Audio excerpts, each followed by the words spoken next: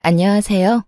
저는 30대에 이혼을 하게 되어 지금은 자유로운 삶을 즐기고 있는 애청자입니다. 평소 사연을 들으며 아픔에 공감을 하기도 하고 때론 함께 욕도 하며 시간을 보내곤 하는데요. 그런 사연 열차에 제 사연이 소개된다고 생각하니 괜스레 마음이 다 떨려오네요. 저는 저를 하자 있는 인간으로 몰아가는 시모도 시모였지만 남편이 결정적인 이유가 되어 이혼까지 하게 되었는데요. 제가 어떻게 남편의 외도를 알게 되었고 어떻게 복수를 하고 이혼을 하게 되었는지 한번 들어보실래요? 남편과 저는 고등학교 동창이었는데 학교에 다닐 땐 그저 친구로 지내다 시간이 지나며 자연스럽게 연인 사이가 되어 결혼까지 하게 된 부부였죠. 그렇게 결혼을 하게 된 지 3년, 마음만 먹으면 금방이라도 임신이 가능할 거라 생각했는데 그게 생각처럼 쉬운 일은 아니었어요. 3년 동안 임신 소식은 전혀 없었고 결혼 전 더 늦어지기 전에 임신을 하고자 잘 다니던 회사까지 그만두고 몸 관리를 하며 임신을 하려 노력했죠. 남편 역시 저와 함께 병원을 다니며 임신을 위해 노력하고 있었고 그렇게 저흰 큰 소리 나는 일 없이 지내고 있었어요. 하지만 부부 사이만 좋다고 해서 스트레스가 없는 건 아니었어요. 임신이라는 게 몸도 몸이지만 심적으로 편안해야 잘 될 텐데 시모와 시누이는 임신을 방해라도 하려는 사람처럼 저를 괴롭히기 일쑤였어요. 엄마, 우리 집엔 임신 못해서 올케처럼 고생한 사람은 없지 않아? 내가 알기로는 그런 사람이 없는데 올케는 뭐 때문에 임신이 그렇게까지 안 되는 거지? 그러게나 말이야. 우리 집엔 그런 유전자 자체가 없는데 너희가 아기가 안 생기는 거 보니 아무래도 네가 무슨 문제가 있는 것 같구나. 우리 아들은 절대 문제가 있을 리가 없으니 말이야. 친정 역시 임신 때문에 고생한 사람이 없는데 저딴 식으로 말하니 기분이 나쁜 건 당연했어요. 거기에다 병원에서 검사받은 결과 남편뿐 아니라 저 역시 아무 문제가 없었고 그런 사실을 두 사람에게 여러 번 강조해서 말해주었는데도 불구하고 저런 말을 계속하니 정말 스트레스가 이만저만이 아니었어요. 제가 여러 번 말씀드렸잖아요. 병원에선 저희 몸엔 아무런 문제가 없다고 했다니까요. 그러니까 그런 말은 좀 하지 말아주세요. 저도 그런 말 들을 때마다 정말 스트레스가 이만저만이 아니라고요. 그런데 왜 그렇게까지 임신 안 되니? 혹시 병원이 이상한 거 아니니? 그 병원에서 검사를 잘못한 게 틀림없다. 암? 너희 더 늦기 전에 병원을 옮겨봐. 괜히 돌팔이 병원에서 돈이랑 시간 낭비하지 말고. 그래, 옳게. 엄마 말 무시하지 말고 새겨들어. 내 생각에도 그 병원 돌팔이 같으니까 말이야. 두 사람은 꼭 저에게 문제가 있기라도 바라는 사람들처럼 몰아갔고 더는 설명하고 이해시키는 것도 입이 아파 포기를 해버렸죠. 그런데 그것이 끝이 아니었어요. 시누이는 제가 임신 준비를 위해 집에서 쉬기 시작하자 제가 무슨 시댁 전용 종이라도 되는 양 저를 부려먹으려고 안달이 났더라고요. 시집을 가지 않았던 시누이는 독립도 하지 않고 여전히 시댁에 살고 있었는데 나이 차이는 고작 1살밖에 나지 않는데 하는 짓은 시모 저리 가라였어요. 어찌나 표독스럽게도 저를 부려먹으려 안달인지 있던 애도 떨어질 판국이었죠. 옳게. 지금 우리 집으로 빨리 좀 와봐. 얼른. 지금 당장? 정말 너무 급해서 그래. 처음엔 이런 연락을 받고 정말 큰일이라도 난 것이라 생각해 헐레벌떡 시댁으로 뛰어갔었어요.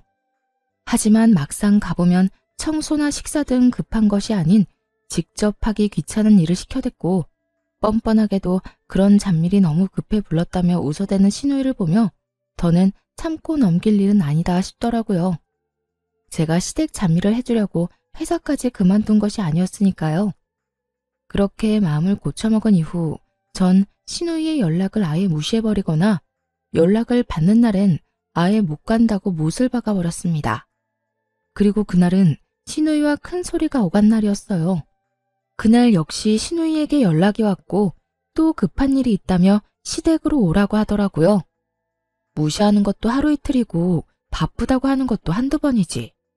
더는 이런 식으로 상황을 외면하는 것도 아니란 생각이 들더군요. 아예 이 싹을 뽑아버려야 한다는 생각이 들었어요. 그래서 전 좀 더 단호하게 제 생각을 말하기로 했죠. 옳게. 요즘 왜 이렇게 연락이 안 돼? 무슨 일 있어? 무슨 일 있는 건 아닌데 왜 그러세요? 왜 그러긴.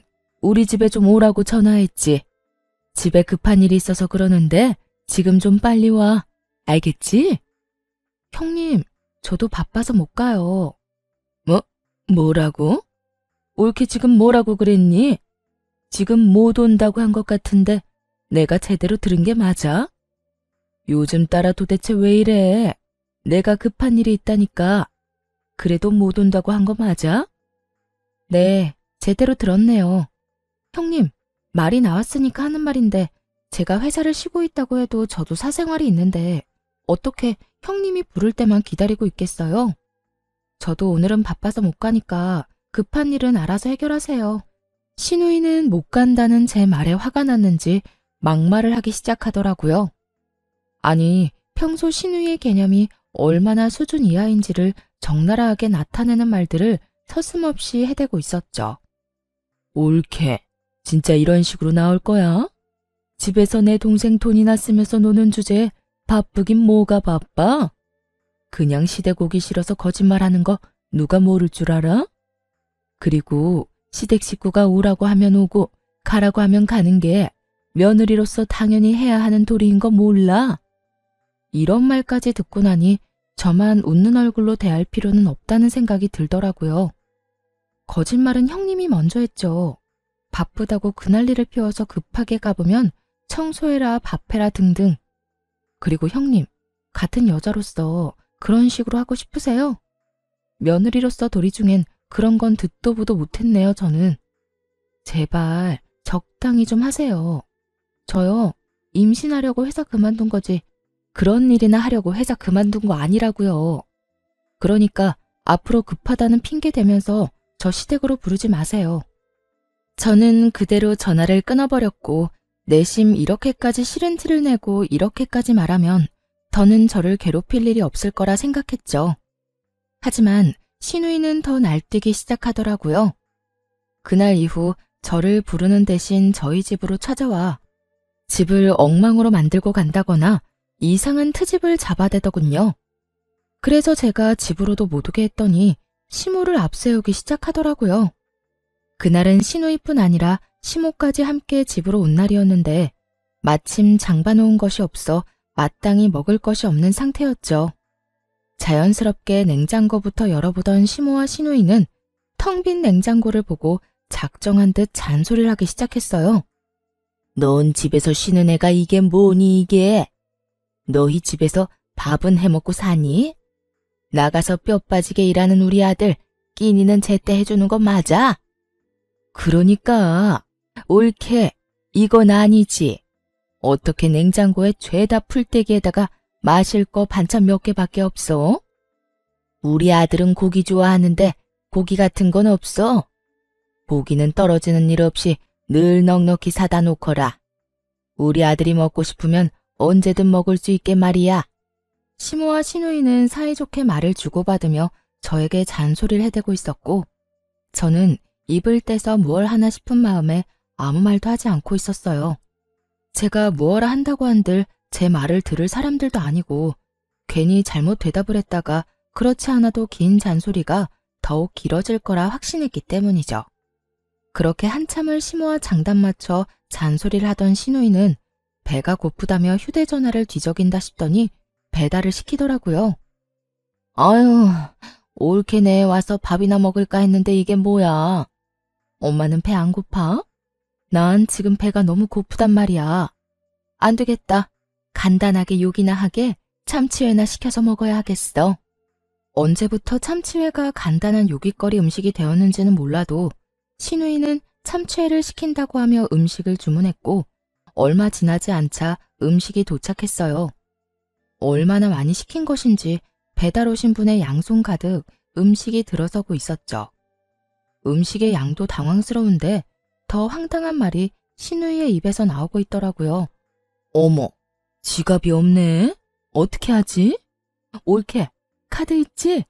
올케가 계산 좀 해. 잘 먹을게. 고마워. 그렇습니다. 신우이는 10만 원이 훌쩍 넘는 음식값을 바로 계산하지 않고 만나서 카드 결제 상태로 주문했더라고요. 당연히 카드도 현금도 전혀 가지고 있지 않은 채 말이죠. 제가 초대한 사람이라면 당연하게 제가 계산하는 것이 맞겠지만 제가 초대한 적도 없고 입에 들어가는 밥 한 톨도 다시 빼앗고 싶을 만큼 얄미운 시모와 신우이를 위해 그런 돈을 갑자기 쓰게 되니 너무 짜증이 나더군요. 그렇다고 해서 계산을 하지 않을 수 있는 상황도 아니었고 저는 하는 수 없이 계산을 하게 되었죠. 그것이 끝이 아니었어요. 정작 계산한 사람은 저인데 회는 저에게 한 점 먹어보라는 말도 없이 자신들의 앞접시에 다 옮겨 담아버린 후였고 함께 시킨 사이드 메뉴들은 일부러 다 헤집어 놓은 뒤라 손도 대고 싶지 않았어요. 어머, 올케는 왜 안 먹어? 설마 우리가 먼저 먹었다고 기분 상해서 안 먹는 거야? 에이, 설마. 아가, 너 우리 딸 말이 사실이야? 우리가 음식에 젓가락질 좀 했다고 기분 나쁜 거야? 아니면 더럽니? 그냥 입맛이 좀 없네요. 두 분이서 맛있게 드세요. 애초에 제 몫은 없는 것 같기도 하고요. 두 사람의 고의성이 다분한 치사하고도 어이없는 행동을 보며 따지기는커녕 말도 섞고 싶지 않더라고요. 그래서 전 대충 대답을 던져주곤 소파에 앉아 애써 두 사람에게 신경을 쓰지 않으려고 노력했어요. 그렇게 집안도 제 마음도 다 헤집어 놓은 두 사람이 돌아가고 난 후 저는 이딴 인간들 뒷바라지나 하려고 결혼을 했나 하는 회의감마저 들었고 두 사람이 어질러 놓은 그 어떤 것도 치우지 않은 채 멍하니 앉아있으니 남편이 들어오더군요. 뭐야? 집이 왜 이래? 엉망이 된 집을 본 남편이 화들짝 놀라며 저에게 물었고 너무 어이없는 상황에 화조차 나지 않았던 전 아무 감정도 없는 목소리로 남편에게 말해주었죠. 오늘 형님이랑 어머님 다녀갔어. 식탁 위에 음식물이랑 쓰레기는 형님이랑 어머님이 먹고 치우지도 않은 거고 나머지 집안 꼴도 두 사람이 다 헤집어 놓고 간 거야. 뭐? 우리 엄마랑 누나가? 심지어 오늘이 처음도 아니야. 형님은 자주 왔고 어머님은 형님만큼은 아니지만 가끔 형님이랑 올 때마다 이런 식이었어. 그래서 하는 말인데 당신이 해결 좀 해. 뭐? 내가? 나보고 어떻게 하라고. 전화를 하든 만나서 이야기를 하든 당신이 해결 좀 해. 난 더는 이런 식으로는 못 살 것 같아. 내가 당신을 사랑해서 결혼한 거지 이런 꼴이나 당하려고 결혼한 건 아니잖아. 이게 뭐야. 시댁 전용 하녀도 아니고. 뻑하면 사람 불러서 부려먹는 것도 모자라서 그마저도 상황이 여의치 않으니까 연락도 없이 남의 집에 들이닥쳐서 사람 괴롭히는데 내가 언제까지 참고 살 수는 없지 않겠어? 그러니까 당신이 알아서 해결해. 남편은 언성을 높이지도 화를 내는 투도 아닌 저를 보며 상황이 더욱 좋지 않음을 느낀 것 같더라고요. 저를 대신에 큰 소리를 내며 휴대전화를 들고 밖으로 나가버렸으니 말이에요. 뭐? 심지어 이번이 처음도 아니란 말이야? 아, 정말 두 사람 다 왜 그러는 거야. 있어봐. 내가 통화 좀 하고 올 테니까 말이야. 이렇게 큰 소리를 치며 남편은 나가버렸고 저렇게까지 화를 내며 나갔으니 다 해결하고 돌아올 거라 생각했어요. 하지만 이런 제 기대와는 달리 통화를 끝내고 집으로 돌아온 남편은 들어오자마자 휴대전화를 내려놓으며 오히려 저에게 짜증을 내기 시작하더라고요. 당신, 내가 방금 누나하고 통화했는데 당신이 먼저 우리 누나 연락은 다 무시했다며? 우리 집으로 오라고 해도 바쁘다고 하고 끊어버리고 누나 말로는 당신이 먼저 말을 기분 나쁘게 했다고 하던데 그게 사실이야? 신우이는 사건의 시작이 어떻게 된 것인지는 쏙 빼먹고 딱 제가 본인에게 한 말과 행동만을 남편에게 전달했더라고요. 잘못은 시모와 신우이가 한 것인데 남편에게 짜증을 내는 것은 아니란 생각에 지금껏 참아왔는데 남편이 그 성의 없는 말투에 참아왔던 화가 끌어넘치더군요. 형님이 그래? 내가 먼저 연락도 무시하고 집으로 오라고 해도 가지도 않았다고? 내가 왜 그랬을 것 같아? 당신은 날 그렇게도 몰라? 내가 이유도 없이 그랬을 사람으로 보이냐고. 당신이 신경 쓸까봐 이때까지 말 안 한 건데 나 일 쉬기 시작하면서부터 형님 심심하면 나 불렀어. 급한 일 있다고 숨 넘어갈 것처럼 연락이 와서 가보면 설거지해라, 청소해라, 밥해라 등등. 내가 그런 거 하려고 일 쉬는 거 아니잖아. 우리 임신 때문에 나도 좋아하던 내 일까지 그만두고 집에서 관리하는 거 아니야. 그런데 어머님이랑 형님은 그런 나를 불러서는 부려먹기 바빴다고. 형님이 그런 식으로 나오는데 당신 같으면 네네 하면서 연락받고 싶겠어? 저는 고함을 지르며 따져 물었고 남편은 제 말에 잠시 움찔하는가 싶더니 생각이란 없는 인간처럼 시댁 편을 들기 시작하더군요. 이유가 어찌 되었든 당신이 우리 누나 연락도 무시하고 말도 그딴 식으로 한 건 당신이 잘못한 거야. 누나가 그래도 당신보다 나이도 많고 손윗사람인데 그렇게 무시를 당했으니 기분이 좋을 리가 있겠어? 그러니까 당신이 적당한 때 봐서 우리 누나한테 사과해. 알겠어? 시누이 대변인 노릇을 하느라 정신이 나가버린 남편을 보는데 정말 오만정이 다 떨어진다는 말의 의미를 알겠더라고요. 저에게 시누이에게 사과를 하라며 우겨대는 남편을 보는데 사람이 어쩌면 그렇게 미워 보이는지 더는 마주하고 싶지도 않더군요. 그래서 전 시모와 시누이 때문에 엉망이 된 집을 손가락질하며 말했어요. 사과는 당신이나 하고 이 집 정리도 당신이 해. 뭐? 내가 왜? 내가 왜? 몰라서 물어? 이거 내가 어지럽혔어? 다 당신 엄마, 당신 누나가 이런 거잖아. 식탁 위에 저것들도 계산은 내가 했지만 난 한 입도 못 먹었고 이 집도 내 집이지만 내가 어지럽힌 건 단 하나도 없어. 당신 식구들이 이렇게 한 거니까 당신이 다 치워야 하는 건 당연한 거 아니야? 하여튼 난 절대로 못하니 당신이 알아서 처리해. 알겠어? 그렇게 저는 그대로 방으로 들어와 버렸고 밖에서 구시렁거리는 소리와 함께 치우는 소리가 들려오더군요. 그날 남편은 본인이 치운 거실에서 잠을 잤고 그렇게 저희의 사이는 점점 멀어지고 있었어요. 그때쯤부터 남편은 집에서 말도 거의 하지 않기 시작했고 전형적인 바람난 남자의 절차를 밟기 시작하더군요. 그런 남편의 모습을 보며 저는 수상하다고 생각했고 그런 생각이 짙어지던 찰나 고등학교 동창인 여자친구에게 전화가 오더라고요. 이 친구 역시 저와 똑같이 같은 고등학교 남자친구와 결혼을 한 친구였는데 할 말이 있다며 망설이는 것이 보통 일은 아니겠구나 싶더군요. 한참을 망설이던 친구의 입에서 나온 이야기는 제 예상을 훨씬 뛰어넘는 이야기였어요. 며칠 전에 남자애들끼리 동창회 한 건 알고 있어? 우리 남편도 다녀왔는데 글쎄 그 자리에 네 남편이 여자친구라면서 어떤 여자를 데리고 왔다더라? 그 인간 진짜 미친 거 아니니? 아무리 남자들끼리 모인 자리라고 해도 그 자리에 있는 남자애들 너랑 네 남편이랑 결혼한 거 다 아는데 그런 자리에 여자친구를 데리고 갔다는 것 자체가 제정신이 아닌 거야. 남자들끼리 암묵적으로 비밀로 하고 있는 모양인데 우리 남편은 아무리 그래도 이건 아닌 것 같다면서 나한테 말해주더라고. 내가 이런 말을 너한테 해야 하나 말아야 하나 고민하다가 아무리 생각해도 괘씸해서 안 되겠더라고. 그러니까 너도 넋놓고 있다가 뒤통수 맞지 말고 뒷조사하든 해서 준비 단단히 하고 있어. 충격이 크더라고요. 외도를 저지르고 있다는 사실을 알게 된 것도 충격이었지만 어떻게 상간녀를 데리고 동창회를 나갈 생각을 할 수 있는 것인지 정말 제 상식으론 이해가 되지 않더군요. 얼마나 내가 우스웠으면 그런 식으로 행동했을까? 분노가 머리 끝까지 차올랐죠. 동창생들 앞에서 소개하면 저도 모를 리가 없잖아요.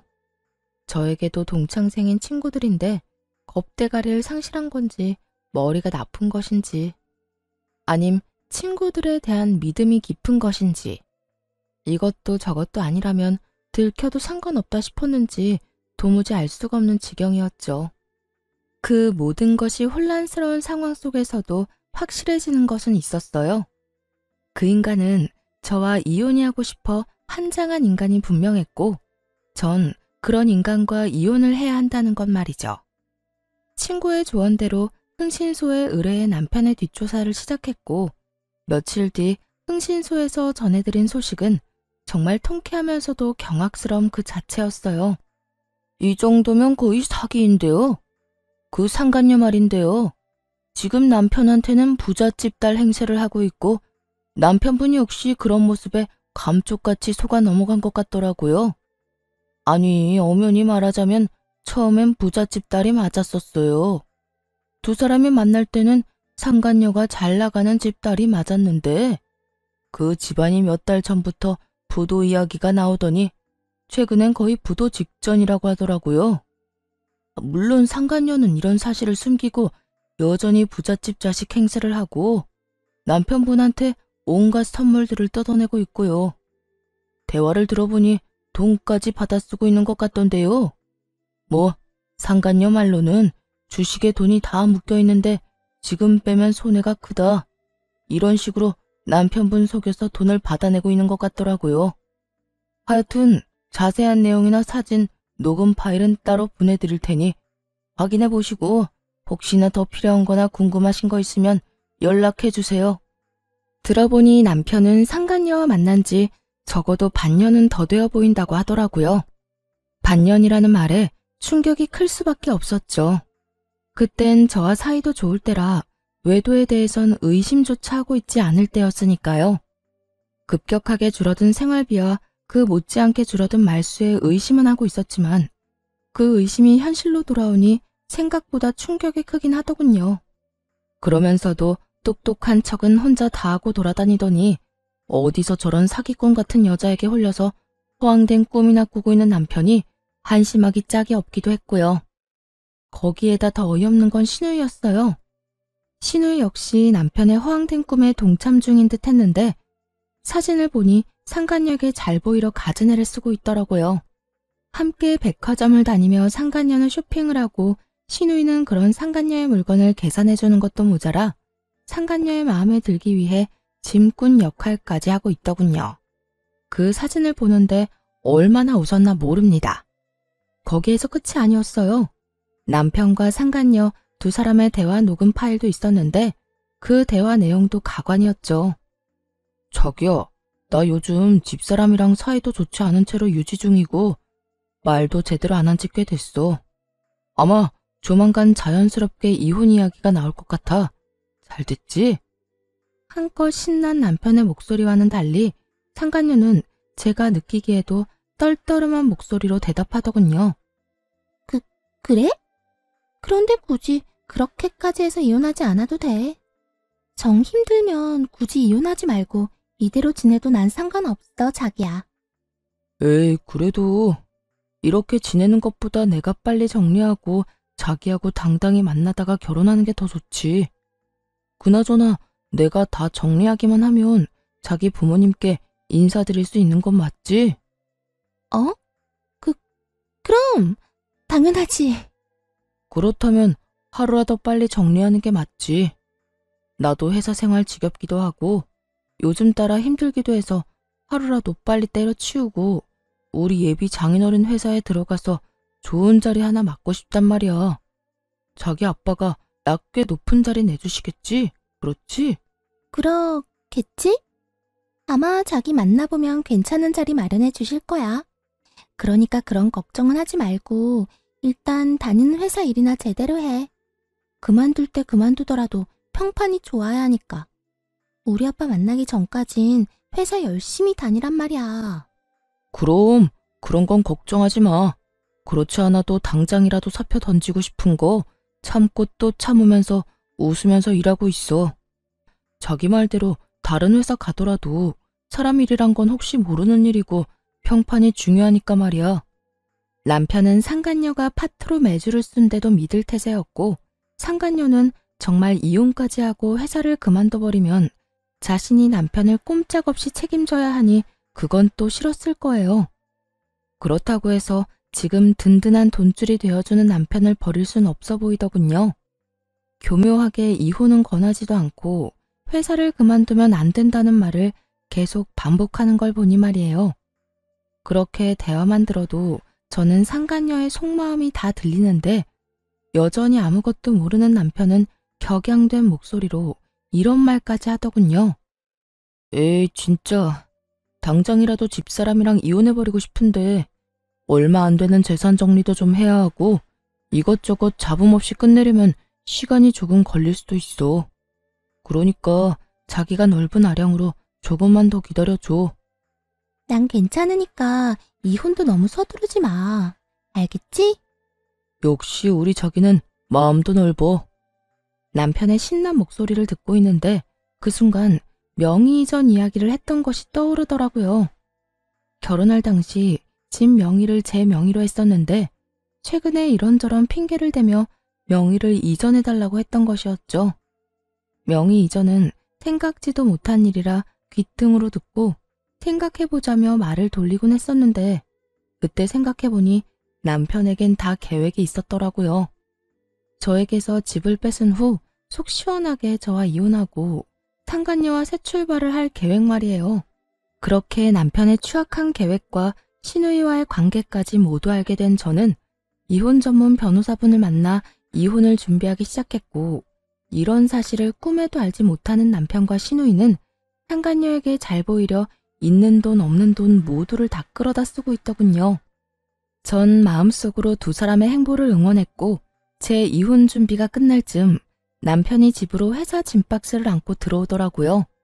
씩씩거리며 들어오는 꼴이 회사를 그만둔 듯 했어요. 그게 무슨 짐이야? 혹시 회사 그만뒀어? 남편은 박스를 바닥에 던지듯 내려놓으며 과하게 성질을 내더군요. 보면 몰라? 아, 진짜 짜증이 나 죽겠어. 박 과장은 자기가 내 월급을 준다고 착각이나 하는가 봐. 나만 보면 시비에다가 나만 보면 못 잡아먹어서 안달이라니까. 그래서 상사랑 한바탕하고 그만뒀다 이 말인 거네. 그래. 아, 차라리 잘 됐어. 이까짓 회사 그만두고 싶었는데 이참에 나도 좀 쉬면서 새 출발하지 뭐.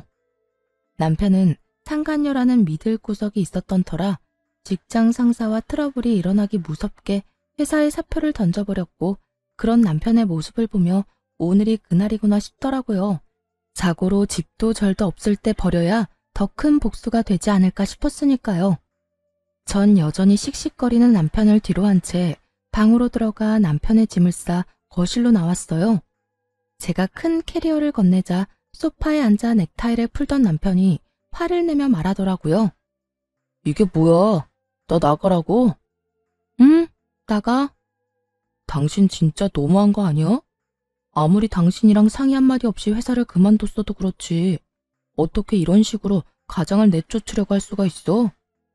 그렇게 상간녀에겐 이혼 노래를 부르더니 막상 저에게 쫓겨나는 건 자존심이 상하는 일이었던 건지 화를 막 내더라고요.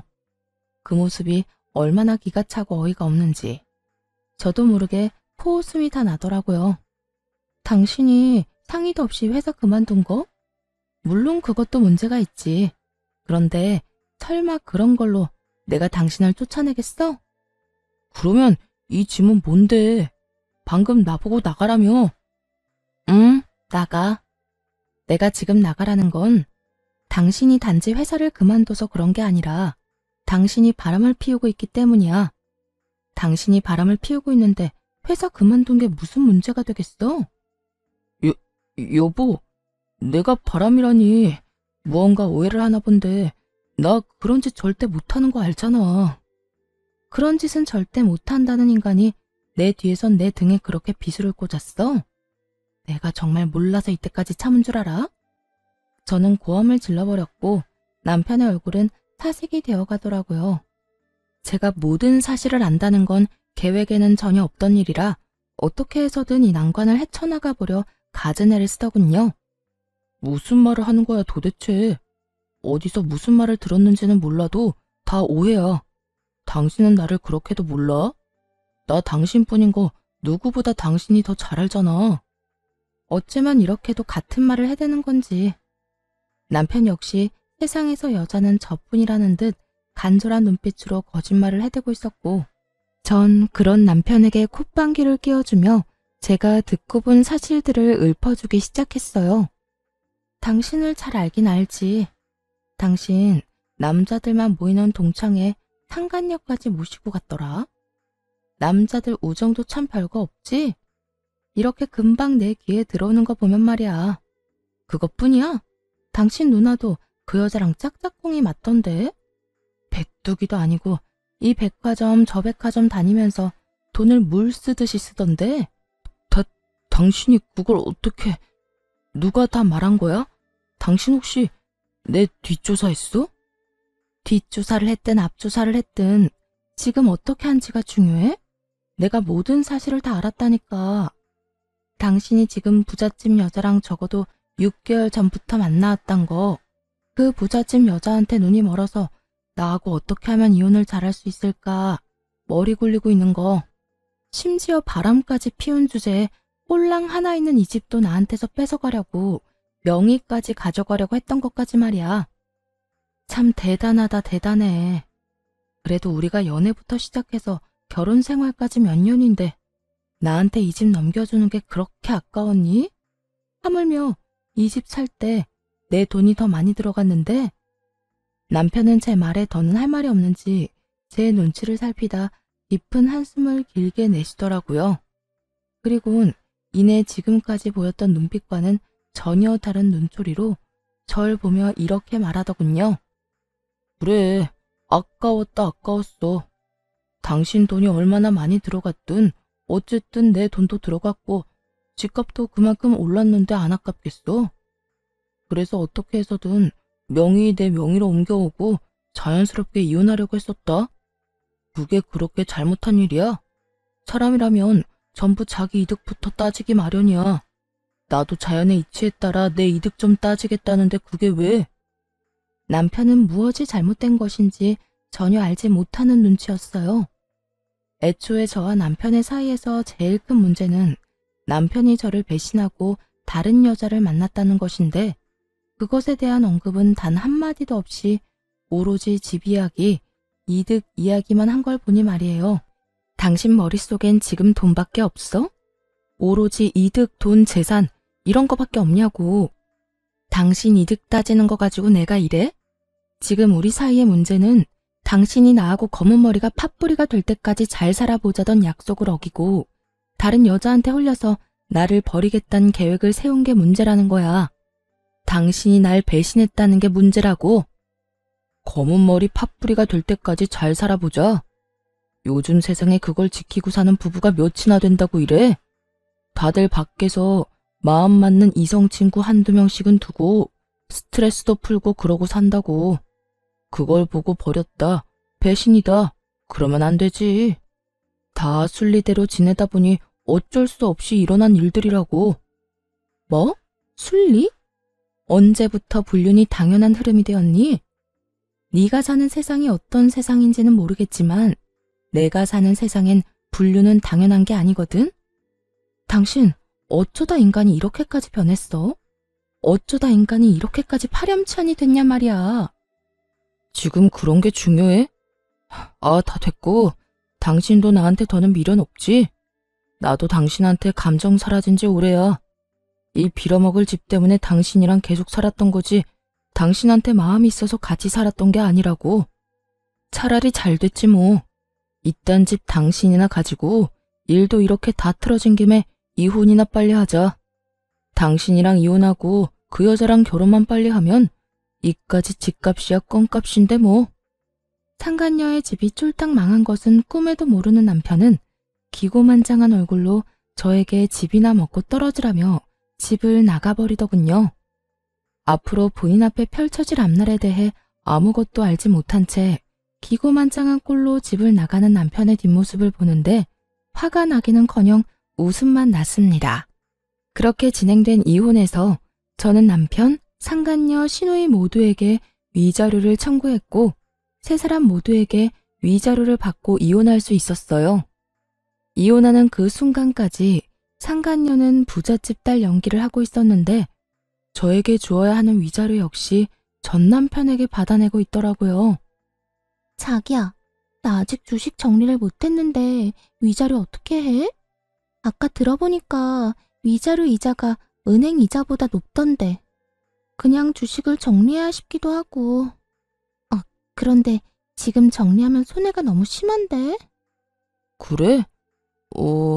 그러면 그냥 내가 대출받은 김에 조금 더 받아서 줄게. 어차피 그 주식 한 달 정도만 있으면 정리할 수 있다고 했잖아. 응, 들리는 찌라시엔 한 달 내로 따상 갈 거라고 하더라고. 그렇게만 되면 내가 진짜 이자까지 쳐서 다 줄게. 돈만 돌려주겠어? 자기 인생 펴는 거야, 이제. 상간녀의 말에 전 남편은 얼굴 한가득 행복 가득한 미소를 지어 보이더라고요. 저와 이혼하는 그 마당에 말이죠. 그 모습을 보는데 저 역시 웃음이 터져나와 크게 혼이 났네요. 주식에 큰 돈이 묶여있는 것도 거짓말, 앞으로 인생이 필 일만 남았다는 것도 거짓말이란 것을 저는 잘 알고 있었으니까요. 그렇게 전 남편과 전 시누이가 빚쟁이가 된 채 소송은 마무리되었고 이혼 확정 서류를 제출하면 모든 것이 끝이 나는 날이 다가왔어요. 전 남편은 서류를 제출하려던 저를 기다리고 있었는데 그 몰골이 말이 아니더라고요. 죽도 한 그릇 못 얻어먹고 다니는 것인지 피골이 상접한 것은 물론이었고 행색도 남루한 것이 굳이 물어보지 않아도 어떤 상황인지 훤히 보이더군요. 제가 전 남편을 발견한 직후 전 남편 역시 저를 발견했는지 다짜고짜 저에게 달려와 무릎을 꿇고 빌기 시작하더군요. 여보, 서류 제출하러 온 거야? 이 서류 제출하면 우리 진짜 끝인 거 알고는 있지. 잘 알고 있지. 그러니까 이렇게 아침 대바람부터 온 거 아니겠어?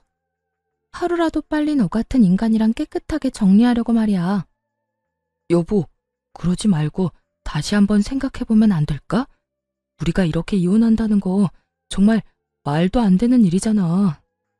뭐? 말도 안 되는 일? 뭐가 말도 안 되는데? 당신 말대로 우리 고등학교 때부터 해서 지금까지 함께한 시간이 얼만데 이대로 우리가 헤어진다는 게 말이나 된다고 생각하는 거야? 정말 웃기지도 않더라고요. 그 긴 세월이 그렇게나 소중하다는 사람이 어떻게 다른 이유도 아닌 외도로 인해 이혼까지 하게 만들었으니 말이에요. 심지어 끝까지 반성은커녕 비웃기 바빴던 걸 제가 다 기억하고 있는데 이제와 이렇게 매달리는 꼴을 보고 있자니 통쾌하기는커녕 미친 듯이 화가 났어요. 그 세월이 그렇게 소중했다는 인간이 그딴 짓을 했니? 기억 안 나? 당신 나하고 이혼하는 그 순간까지 미안하다는 말은커녕 본인은 잘 먹고 잘 살 테니 나는 이혼녀 딱지 붙이고 잘 살라고 했던 거. 그런데 이제 와서 무릎까지 꿇고 왜 이런데? 갑자기 집 나갔던 양심이 다시 되돌아오기라도 했는가 봐. 그땐 내가 정말 정신이 나가버려서 당신한테 어떤 짓을 하고 있는지조차 몰랐어. 나 사실 당신이랑 그렇게 이혼하고 나 당신 많이 그리웠어. 나한테 당신이 정말 없어서는 안 될 존재라는 것도 알았고 오로지 당신만이 내가 사랑할 수 있는 여자란 걸 깨달았지 뭐야. 깨닫기는 개뿔. 상간녀의 집이 쫄딱 망해버려 쥐뿔도 없는 상황이란 걸 전 남편은 알게 되었고 전 남편은 상간녀를 닥달하기 시작했다 하더군요. 손해볼 것이 하나 없는 상간녀는 헤어지자는 말과 동시에 받았던 돈은 한 푼도 갚지 않고 도망을 가버렸다는 소문을 이미 다 전해들어 알고 있는 상태였죠. 그러니까 전 남편은 저에 대한 사랑이 그리운 것이 아니라 거짓골이 된 자신이 아쉬워서 저에게 매달리는 것임을 저는 누구보다 잘 아는 상태였죠. 참, 거짓말도 정성껏 잘한다. 야, 내가 너 바람난 것도 다 알고 있었는데 네가 지금 왜 이러는지 모를 줄 알아? 혹시 당신도 내 소식 다 들은 거야? 당신도 다 아는 것 같으니까 솔직하게 말할게. 그 여자 알고 보니까 회사 부도가 났었더라고. 그 사실을 나한테는 감쪽같이 속이고 주식 핑계대면서 나한테 돈 뜯어가고 있었고 정말 너무하지 않냐? 어떻게 날 속일 수가 있어?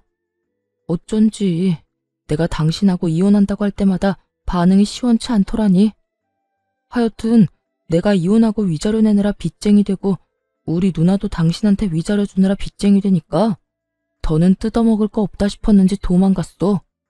내 돈, 누나 돈은 한 푼도 안 주고 말이야. 우리 집 지금 난리야. 나 회사도 그만두고 취업도 안 돼서 대출금 갚을 돈이 없어서 엄마 집까지 팔아 대출금 갚아야 하는 신세라고. 어쩌다 내 신세가 이렇게까지 된 건지. 전 남편은 눈물까지 짜내며 하소연을 하고 있었고 전 궁금하지도 않은 이야기를 듣고 있자니 하품이 다 날 지경이었어요. 그걸 몰라서 물어? 남의 가슴에 대못 박아놓고선 너는 평생 떵떵거리면서 행복하게 살 수 있을 거라 생각했어? 남의 눈에 눈물 나게 하면 네 눈엔 피눈물 나는 법이야. 그래서 할 말은 다 했니? 그 하품이 나오게 지겨운 하소연은 다 해댔냐고. 전 남편은 자신이 이렇게 눈물까지 쏟아내며 말하면 저 역시 눈물이라도 흘릴 거라 생각했는지 제 반응에 크게 당황하며 다시 울고불고 빌기 시작하더라고요. 여보, 그렇게 냉정하게 굴지 말고 예정을 생각해서라도 나 다시 받아주면 안 될까? 예정? 너한테는 그런 게 남아있는지 몰라도 난 그런 감정 따위 남은 게 없거든? 그리고 정이 남아있다고 한들 내가 미쳤어? 너부터 시작해서 줄줄이 빚쟁이인 네 집안일이랑 다시 엮이게. 넌 내가 진짜 만만하구나. 만만한 게 아니라 당신이 날 금전적으로 조금만 도와주면 이까짓 어려움은 금방 이겨낼 자신이 있어서 그래. 당신 지금 여유 자금 꽤 있을 거 아니야. 나하고 그 여자 우리 누나한테 받은 위자료. 설마 다 쓴 건 아니지. 그 돈을 벌써 다 썼을 리는 없잖아. 그렇지? 이때껏 꼴꼴 감춰두었던 전 남편의 추악한 속내가 드러나고 울고불고하며 제 바짓가랑이를 붙잡고 있는 전 남편의 손을 뿌리쳐버렸어요. 이거 나 소름 끼치니까. 야, 너 진짜 큰 착각하는가 본데 그 돈 너한테 쓸 생각? 전혀 없어. 그러니까 남의 돈에 군침 그만 흘려. 여보, 그러지 말고 나 진짜 당신이 조금만 도와주면 금방 일어설 수 있다니까.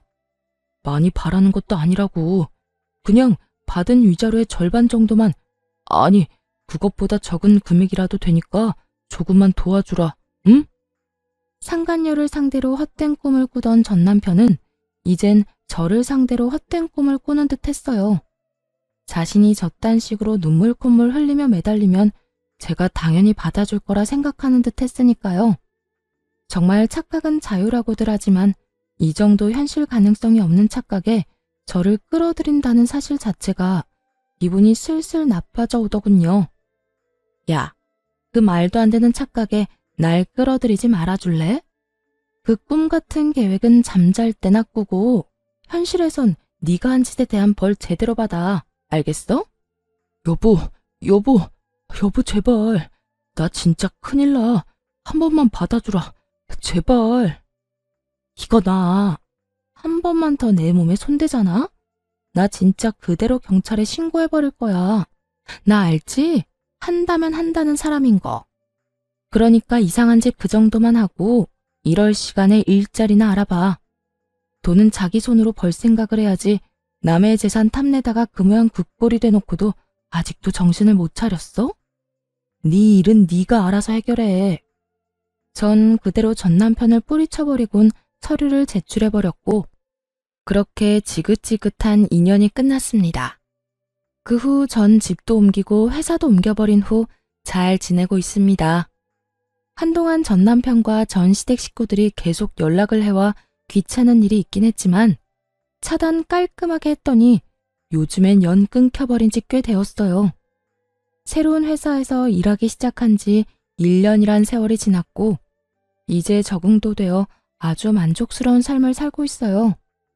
아직 마음의 준비가 되지 않아 누군가를 만난 적은 없지만 제 마음이 누군가를 받아들일 준비가 되고 좋은 사람만 나타난다면 언제든 연애할 생각은 있습니다.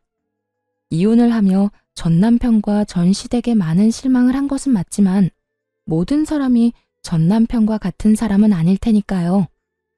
거기에다 한 번 결혼에 실패했다는 이유로 혼자 평생 외롭게 살 생각은 없기에 열린 마음으로 살아보려고 합니다. 이혼을 할 당시만 해도 이렇게 만족스럽고 행복한 삶이 저를 기다리고 있을 거라는 생각은 하지 못했어요. 이혼이 흠이 아닌 시대가 왔다고들 하지만 막상 제가 이혼할 처지에 놓이게 되니 그런 말들이 쉽게 와닿지도 않았고 위로도 되지 않더라고요. 그때 전 그저 남편이 외도를 저질러 이혼하게 된 불쌍한 이혼녀라는 생각밖에 들지 않았으니까요. 하지만 독하게 마음을 먹고 이혼을 하고 나니 저에겐 새로운 인생이 저를 기다리고 있더라고요. 무엇보다 수준 이하의 전시댁 인간들을 더는 마주할 필요도 없었고 저의 뒤에서 저를 기만했던 전 남편을 더는 보고 살지 않아도 됐고요. 그 뒤로 따라오는 자유, 압박 없는 삶 등 여러 가지도 물론 좋았어요. 이렇듯 전 지금의 생활에 더없이 만족하고 이혼녀이긴 하지만 유부녀일 때보다 더없이 행복하답니다. 이로써 저의 사연도 끝이 났네요. 어떠셨나요? 욕들 함께 해주셨을까요? 긴 이야기 끝까지 함께 해주셔서 감사하다는 말을 전하며 저는 이만 물러가 볼게요. 감사합니다. 다들 행복하세요.